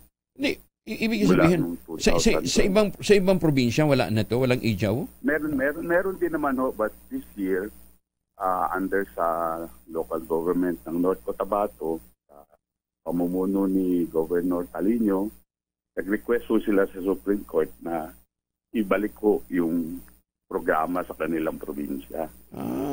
Anong mga kaso ang pwedeng ma-resolve dito, Director? Justice? Actually, pareho, both criminal and civil. Ayon doon sa programang ginawa nila na naka-line up, meron hong medical, dental, na ginawa, saka libreng gupit. Tapos meron din legal consultation ng mga persons deprived of liberty. Tapos meron din hong dialogue with the stakeholders. At the same time, meron din dialogue with the judges. Tapos meron din hong team building saka information dissemination na ginawa sa mga bagong na-elect na barangay at SK officials. So ano pa ito? Multi-purpose. Opo. Tapos, itong nangyaring programa noong nakaraang linggo, nagkaroon din ho ng proof of concept ang Supreme Court na may dinalang bus na may satellite facilities na nag-hearing ho dun sa loob ng bus, dinala sa barangay Basak, medyo remote na area, at meron hong witness sa isang kaso na nagtistigo sa loob ho ng bus. Tapos yung judge at yung mga abogado nandun ho sa korte sa Kitapawan. Ano yun? Nag-hearing sila via Zoom? Via video conference hearing po. Kaya nga ho tinawag na proof of concept kasi pagka naging successful po ito, which we believe na successful naman yung pag-pilot test. Baka yung mga EJAW bases ng Supreme Court, lalagyan ho ng ganitong satellite facilities para ho magamit yan nationwide yung mga bases for future pag-repurpose ho ng Enhanced Justice on Wheels. Justice. Naayon din ho ito sa SPJI ng Supreme Court or yung Strategic Plan for Judicial Innovations 2022 to 2027, wherein yung dito sa programang ito ng Supreme Court, dun sa speech ni Chief Justice na pinahiyag at binasa ni Justice Ami Lazaro Javier na pumunta nung proyekto na yun last week, ang key point na sinabi niya is yung access to our people to justice, harnessing new technologies, wherein innovation and increasing towards efficiency of our technologies ang pwedeng gawin. Justice, ang tanong ko lang, bakit ganong kabilis ho yung naging pagdinig at kasi nakapagpalaya ng ilan yung napalaya nyo after that activity, Director? Hindi ho, simultaneous ho yung ginawa nila prior to dito sa pag-pilot test. Nag-hearing na po sila nung mga ito na ho yung mga napalaya prior to dun sa pilot testing nung bus na dinala dun sa Sitio Basak. Okay. So yung 75, may mga prior na yon. Kumbaga sa doon na lang ibinaba yung yung ruling. Hindi prior to sa ruling, prior to dong araw na yun, November 30, ito ho yun sila yung mga tinawag na kaso ng mga korte, doon sa korte. Tapos nung araw na yun, doon sila pinalaya at binigyan din sila ng mga iba't ibang klaseng ayuda ng local government tulad ng cash assistance, saka yung livelihood project. Tapos meron din hong mga binigyan ng mga farm implements o mga kalabaw, ganyan. Galing Oo. So, yung ibang mga LGUs na gustong mag-avail ng similar program, Justice, how can they reach out? Magpapaalam po sila siyempre sa Supreme Court. Sulat po sila. Kasi ang ginawa ko nitong local government ito, through their executive judge, saka sa pakikipag nila sa local government, sumulat po sila sa Supreme Court to the Chief Justice. Okay. Para lang din siguro maintindihan nila, yung facilities na, ilang bases ba meron ho kayo para dito sa Ijaw na ito? Ito po, parang pilot nga ho ito. Parang pilot lang pala. Private ho ito. Private company. Ewan ko kung pwedeng pag-ipit sa bus ng Converge ho. Bus ng Converge? IT company. Okay. Parang proof of concept, parang pilot. Pinahiram nila yung bus nila para dalhin dun sa Barangay Basak. Para dun ho yun i-pilot yung concept na gano'n. Na nandun ho sa loob ng bus yung testigo, tapos yung judge ho nasa korte niya sa Kidapawan. Hindi, kasi ang ganda nito kasi nilinig ho yung testimonya niya. Oo, kasi ang ganda nito doon sa mga area na medyo remote, at na pahirapan, tapos halimbawa, pairing pa yung judge, o kulang pa judge natin, pwede na ito. Pwede yung bus na ang pupunta nun sa lugar, di ba? Yun ho ang repurpose concept kasi ho ang chairman ho ng Enhanced Justice on Wheels ngayon sa Supreme Court is headed by Senior Associate Justice Marvic Leonin. So, ang kanyang gusto ho niyang gawin ngayon sa Enhanced Justice on Wheels project ng Supreme Court through their discussions with the Chief Justice, plano ho nilang ipalawakin yung concept ng Ijaw, i-repurpose ho nila yung Enhanced Justice on Wheels Committee to be called parang Committee on the Underprivileged and Underserved Sectors of Community. Kaya ito ho yung parang proof of concept na ginawa nila. Galing. Instead na mag-hearing ho yung bus doon sa Kapitolyo or kung saan lugar, dadalhin ho natin sa remote area para hindi na ho kailangan bumaba yung testigo o yung akusado kung sino man yung pag-witness. Doon na ho siya sa loob ng bus. Tapos may magbabantay lang. Like nung nangyari, ni sheriff po nakabantay dun sa witness sa loob ng bus. Tapos may satellite facility communication equipment dun sa bus at dun ho sa korte niyan. Oo, kasi kinakailangan talaga mag-adapt na tayo sa makabagong panahon. Tsaka mas cost efficient to ito, mas makakamura ka instead na i-transport mo isa-isa yung mga mga PDL.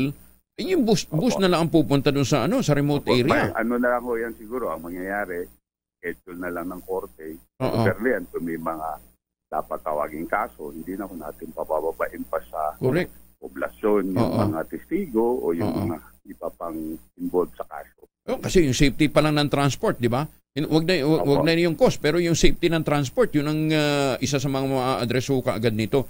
Ayan. Yes, so bukod ho sa Converge, open naman ho kayo to to work with other private institutions. Opo, pero mangyayari ho niyan, maglalagay ho ng sariling facilities ang Supreme Court sa bases namin. in the future. Ayan. Kaya parang proof of concept, kung maigi naman yung naging kalabasan nung ginawa naming proof of concept or parang pilot testing, later on, pagka bibigyan nila sigurong budget yung mga buses na available ng Supreme Court para yun hunaho ang gagamitin at maikutin nationwide. Oo. Teka muna, Justice, sa website ba ng Supreme Court makikita yung naging resulta nitong special project na ito ng IJAW? Yes po, kasi may kasama ho dun sa pumunta ng North Cotabato, yung Supreme Court Public Information Office.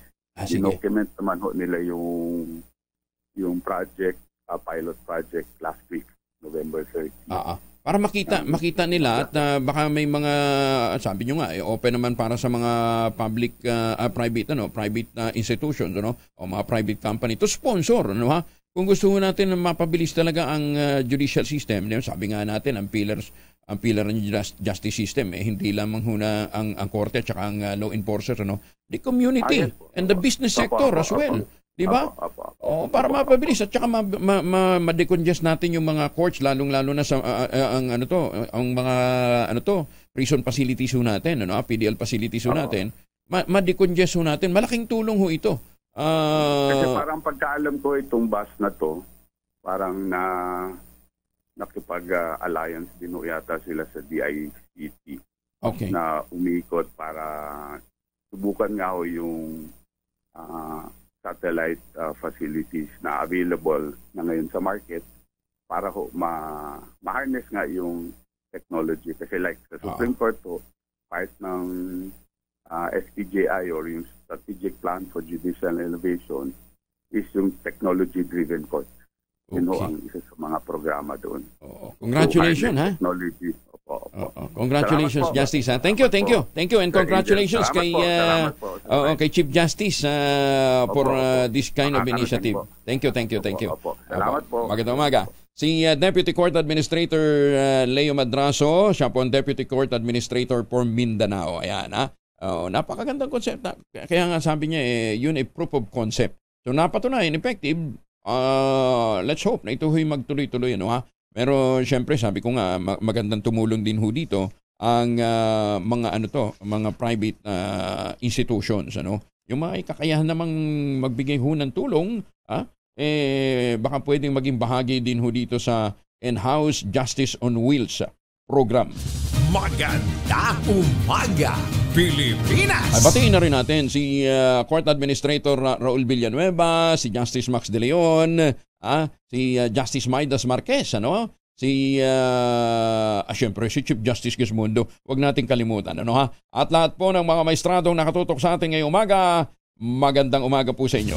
Maganda umaga, Pilipinas! Idiniklara ng Merriam-Webster na ang word na authentic bilang word of the year. Authentic. Sumasalamin ito sa krisis sa authenticity at paglaganap ng mga terminolohiya kaugnay ng artificial intelligence. Idiniin ng Merriam-Webster ang complexities ng authenticity sa digital age, partikular ang pagsulpot ng ChatGPT 3.5 mula sa large language models, gayon din ang AI-generated music gaya ng Last Beatles song. Itinuturing itong breakthrough sa artificial intelligence, ngunit kinikwestiyon ang accuracy nito dahil sa mabilis nitong adoption. Kaakibat nito ng makabagong teknolohiya ang manipulation ng mga audio at video recordings na tinatawag namang deepfakes. May mga bagong word pa lang yun. Deepfakes. Mga accepted word na yan ngayon. Pero ang word of the year ay authentic. Maganda umaga, Pilipinas! Suspect sa pang-hold up at pananaksak sa isang tendero ng ukay-ukay sa Valenzuela na tunto ng PNP sa pamamagitan ng CCTV camera. Buti naman. Detalye ng balita mula kay Edwin Duque, Aris 23. Edwin. Ay buntag ka, Kuya Jel. Nasa kulda ng Valenzuela Police sa isang construction workers na nang-hold up at panaksak sa isang tendero ng ukay-ukay kamakailan sa Valenzuela. Ayon kay Police Colonel Salvador Distora Jr. na huli ang suspect sa kanyang sinagawang follow-up operation na si alias Axel, 30 years old ng Naga City Samantalang ang biktima naman na si Renalyn, 19 years old, ay resident din ng Tanumay West sa Valenzuela. Nagpanggap po man ng bibili ang suspect at ang makakuha ng tiyempo ay biglang tinutukan ng kutsilyo sa liig ang biktima at pinasok sa loob ng comfort room at doon ito sinaksakan 2 beses sa kanyang tiyan. Nawala ng malay ang biktima, nang bumalik ang malay ay natuklasan ito. Nawala naman ang kanyang 3,005 pesos sa pinagbentahan na nasa loob ng kanyang belta bag. Sabi ng team ng Valenzuela Police, nasukol ang suspect sa kanyang pinagtataguan at tignan yung backtracking ng CCTV camera ay patungo ito sa isang construction site.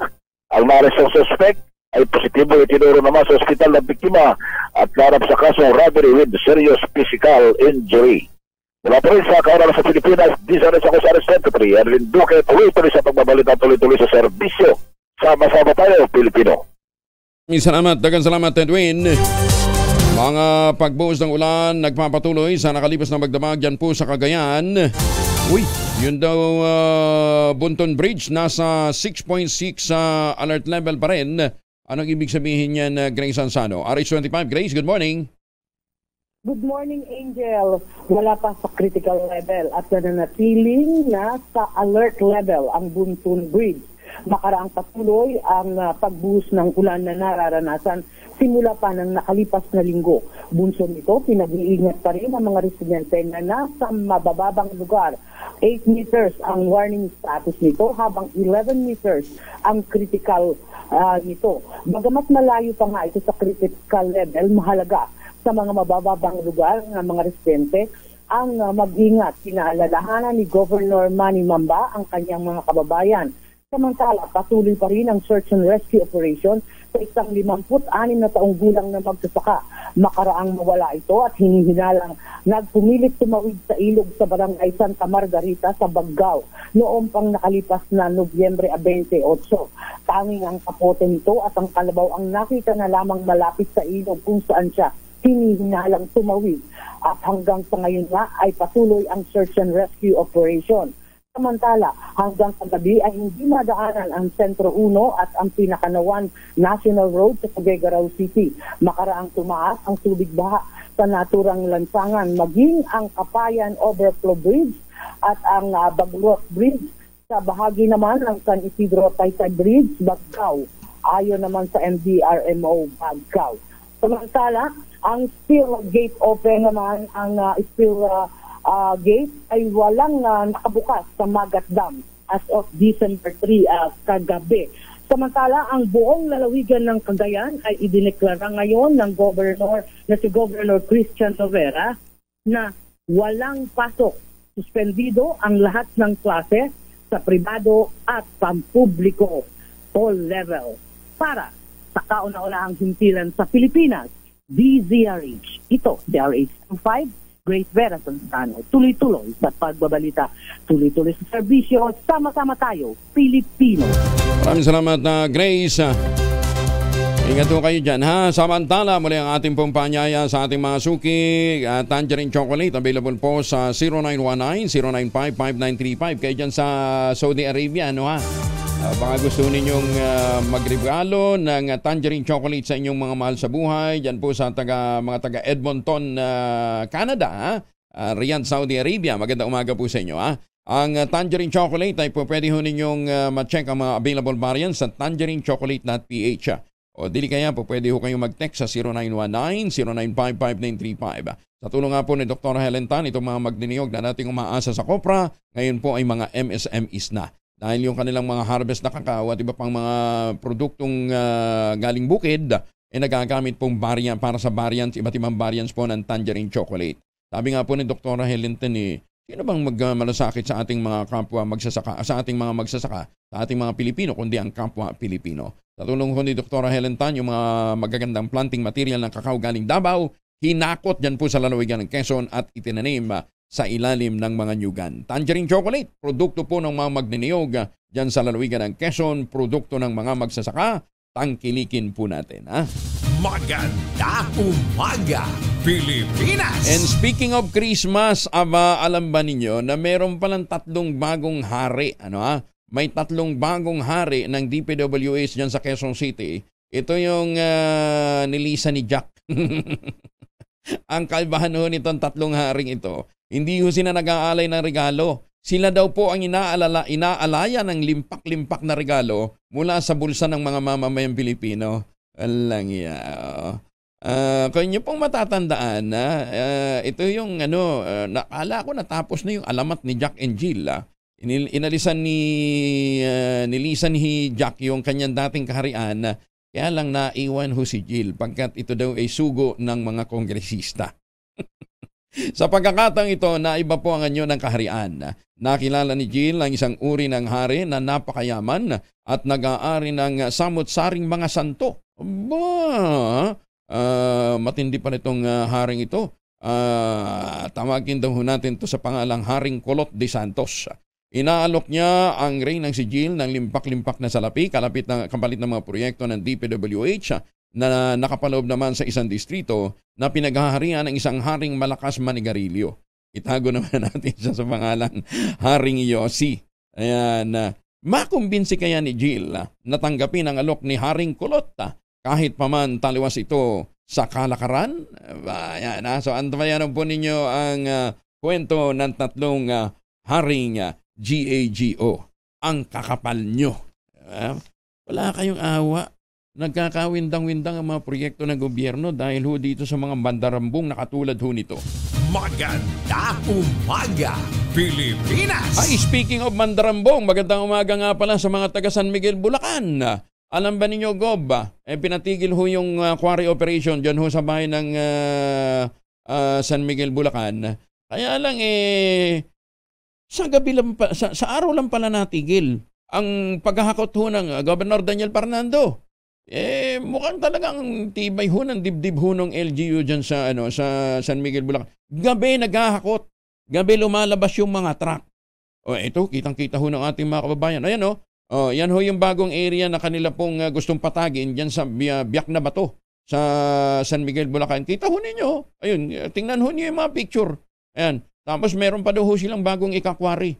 Wala po itong permit galing po sa DNR. Secretary Loizaga, baka naman gusto niyo papuntahan ito doon sa inyong RED, yung Regional Environmental Director ho natin. Paano nagkaroon ng ng permit na magkwari? Paano? 'Di ba? Bakit nila ito pinahintulutan? Hindi niyo ba ito nakikita? Ayan, may mga picture na ho. Siguro naman sasapat na ho yan para gumawa na kayo ng kaukulang aksyon. Natigil ho sila sa araw, sa gabi ho sila naghahakot. Magandang umaga, Pilipinas! Nagpapasalamat ho yung mga taga San Miguel, Bulacan dahil sabi nila sana naman maginda nito para matigil na rin yung pagbaha sa amin. Alam mo na, nakakahiya talaga itong ginagawa dyan. Yung mga taga-Angga, taga-Norsagaray, tanim ho ng kawayan sa pakikipagtulungan ni Congressman Dodor Plato. Para mapigilan nga po yung erosion at pagbaba ng forest cover natin ng ating watershed. Diyan naman sa ito historical site Hindi nga dapat basta-basta ginagalaw to, pero ang lakas ho ng loob ng mga lokal na mga taga-LGU na kinukonsente ho itong ganitong klase ho ng pagsira sa ating kalikasan. 20 minutos na lamang bago po mag-ACS ng umaga. Champion, gawang fearless na 6. Bones, magandang umaga, Pilipinas! Ay, baka hindi magandang gising nyo kasi hindi magandang tulog. Para magkaroon ng magandang tulog, para magkaroon ng magandang gising, mag-ultabayo. Ang ultabayo po ay tumutulong ho sa atin para ma-achieve natin yung REM, yung stage na kung saan talagang nananaginip tayo ng maganda, diba? At nakakapagpahinga ho ang ating utak, ang ating katawan. Ayan, nalalabanan po natin ang stress at sleep deficiency. Yan, kasi ang sleep deficiency po nagiging sanhi ng sakit na puso, hypertension, diabetes, stroke, obesity at poor sexual performance, gayon din ang depression. Para magkaroon ng sapat na tulog, masarap na tulog, magandang tulog at magandang gising sa kinabukasan, mag-Ultabayo. Ang kauna-unahang postbiotic food supplement sa Pilipinas, ito nga pong Ultabayo, ay rekomendado po ng mga doktor at rehistrado sa Food and Drug Administration.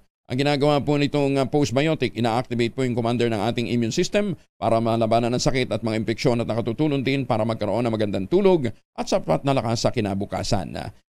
Po pwede ho kayong mag-text o magtanong sa 0917-110-6580.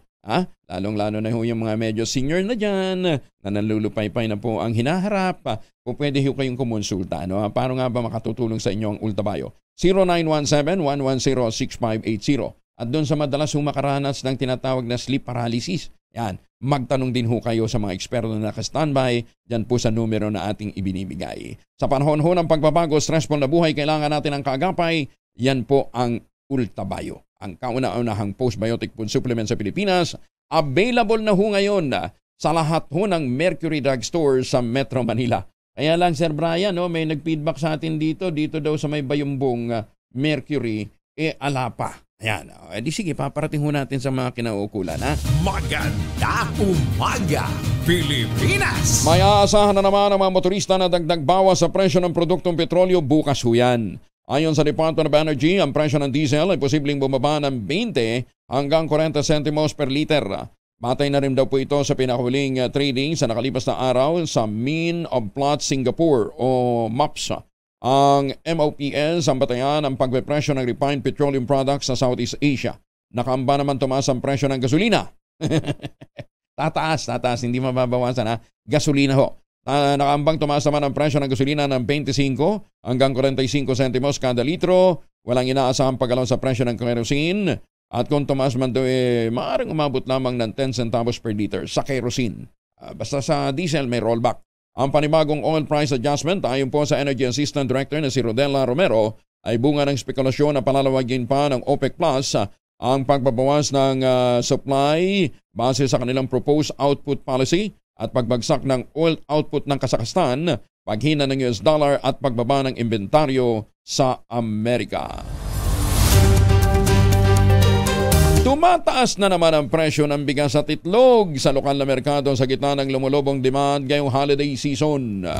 Sa monitoring ng Department of Agriculture sa Metro Manila, tumaas na ng 52 pesos kada kilo ang local na regular milled rice, 55 pesos naman ang local well-milled rice, at 60 pesos ang local premium. 68 naman yung tinatawag na local special rice.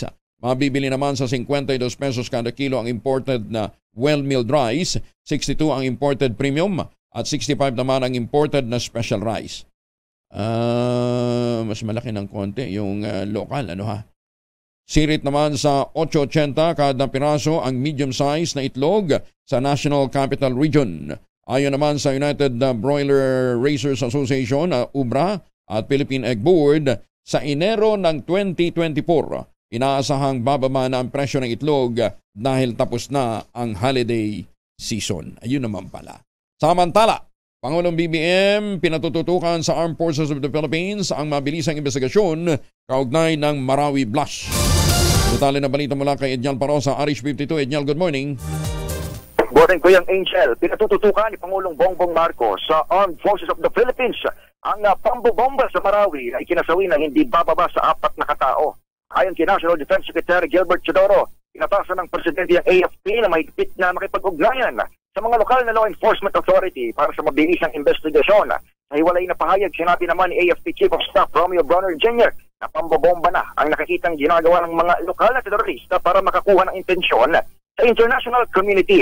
Inihalin tulad dito ni Bronner sa holo bombing noong 2019 na ginawa rin sa isang Catholic rites setup.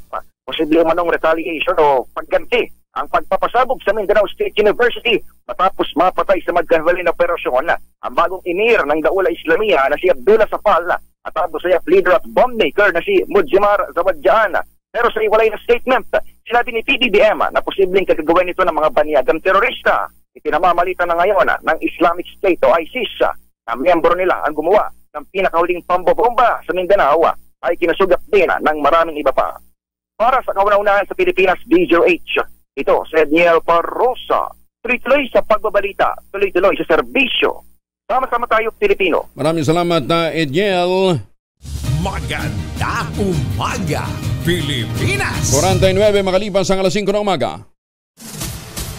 Kuya Angelo Palmones. Maganda umaga, Pilipinas! Ay, magandang umaga po kay Congressman Pino Garbin. Kamusta na ho kayo, Kong? Asahan naman ang pagtaas ng pamasahe sa Metro Rail Transit 3 simula sa susunod na taon. Paliwanag ng Department of Transportation, kailangan ng taas pasahe upang matustusan ang mga gastusin na kailangan ng rail lines operation. Kapag naipatupad ang fare hike, ang minimum na pamasahe sa MRT3 sa pagpasok ng taon ay tataas mula sa kasalukuyang 13 hanggang 16 pesos. Habang ang end-to-end na biyahe naman mula North Avenue hanggang Taft Avenue Station ay tataas ng mula 28 pesos ay magiging 34 pesos na. Ayon kay Transportation Undersecretary for Planning and Project Development Timothy John Batan, itinutugma lamang nilang pangangailangan para sa maintenance at para sa operasyon ng mga bagon o yung kanilang mga tren. Siyempre, para din hindi mahirapan din yung mga pasahero. Inamin naman ang pamunuan ng MR3 na hirap sila financially at ang kita ay sapat lamang upang mabayaran ang investment sa pagpapatayo ng pasilidad at pagpapanatili ng pagpapatakbo ng linya. Kaya kinakailangan daw talaga nila ang price adjustment. Nagluluksa ang Department of Foreign Affairs sa sinapit ng 2 Pilipinong binitay sa China dahil sa drug trafficking.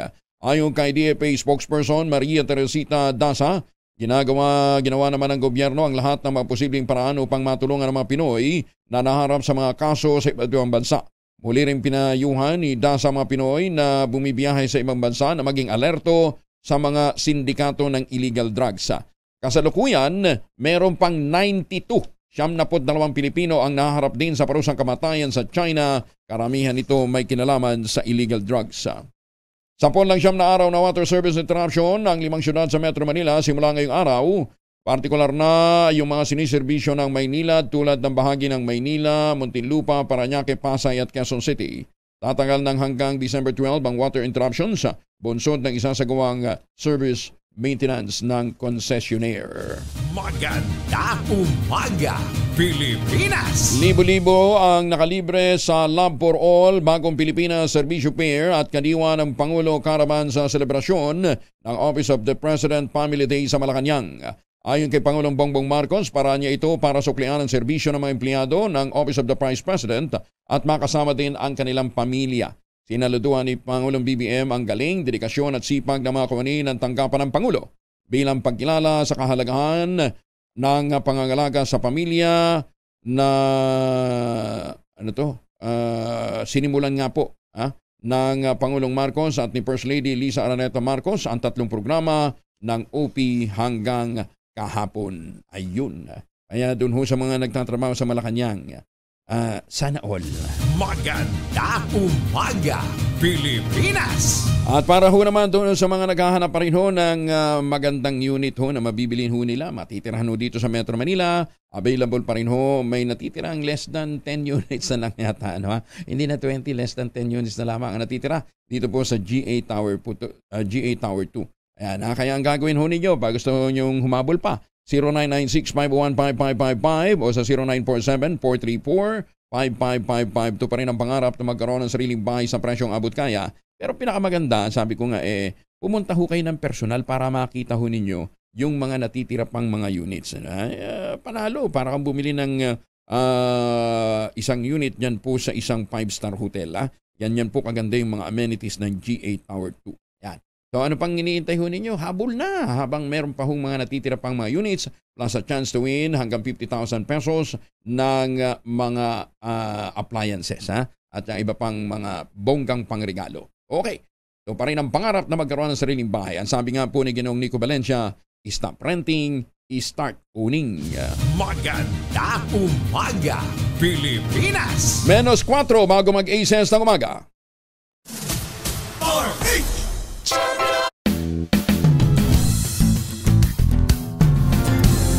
Ay, batiin ko muna 3 minuto na lamang bago po mag-ACES na umaga. Happy birthday sa ating kaibigan si Dr. Hill Pavilion. Ito talagang sa halip na magtrabaho abroad, mas ginusto niyang maglingkod sa ating mga kababayan dyan sa North Cotabato. Dr. Hill Pavilion, maraming salamat sa iyong malasakit sa mga kababayan natin dyan sa North Cotabato. Happy birthday. At birthday din itong Sabado ba Linggo? Kailan malo ang birthday ni Abik Amarillo? Anong kahapon? Okay, Abik, Happy birthday. Ngayong araw nito, magpapakain si Kisses. Sagot ni Kisses Habson ang breakfast dito sa DCR. Baka bukas sagot na ni Abik. Happy birthday, Abik. At sa naghaharap ng masarap na na pizza, dyan po sa Pateros. Meron hanapin ninyo yung Vicenzo's Pizzeria. Yan, yung sa kaibigan natin yung si James Navarrete. Vicenzo's Pizzeria dyan po sa Pateros. Birthday din sa December 6, Wednesday pa yan, ni Yusek Cesar Chavez. Diba, Cesar? Oo. So, ibig sabihin, bukas si Abik sa Wednesday si Boss Cesar. Ayos Masyado kayo siniswerte araw-araw libre breakfast nyo. Maganda umaga, Pilipinas! Menos dos, bago po mag 2x2. Kuya Angel po si Angel Palmones, nag-iiwan sa inyo na isang magandang umaga. Maraming salamat sa inyong walang sawang pagsubaybay, pakikinig at pagtitiwala. Ang ating quote of the day ngayong araw nito ay mula po kay Demosthenes, isa pong Greek politician. Ang sabi niya, all speech is vain and empty unless it be accompanied by action. Doon daw sa mga politikong panay daldal, dagdagan nyo ng aksyon dahil yun ang kinakailangan ng ating bayan. Kuya Angel po, Angel Palmones, hanggang bukas. Maganda umaga, Pilipinas! 2x2 in just a while.